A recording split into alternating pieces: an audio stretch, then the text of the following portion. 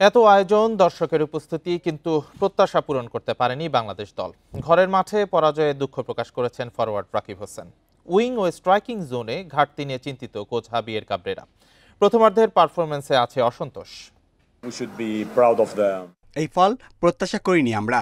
শুরুতে কিছু ভুল, পরে প্রাণশক্তি হারিয়ে দমে গেলাম। চাপের সঙ্গে মানিয়ে নিতে পারেনি ওরা। দ্বিতীয়ার্ধে ফুটবলাররা ভালো খেলেছে। শেষ দিকে বেশ কয়েকটি ভালো আক্রমণ হয়েছিল। ফাইমের পেনাল্টির আবেদন পক্ষে গেলে ফলাফল 2-2 হতে পারত। তুমি সরি বলতে চাই আমাদের দর্শকদের, যারা আমাদেরকে 90 মিনিট গলা ফাটাইছে আমাদের জন্য। তারা আমাদের অনেক সাপোর্ট দিছে, কিন্তু আমরা তাদের জন্য কিছু করতে পারি না। তো তারা আমাদের যেভাবে সাপোর্ট দিছে, আমি বলবো যে তারা যেন আমাদেরকে এভাবে সাপোর্ট দেয়। আমরা পরের ম্যাচে আমরা কামব্যাক করার চেষ্টা করবো।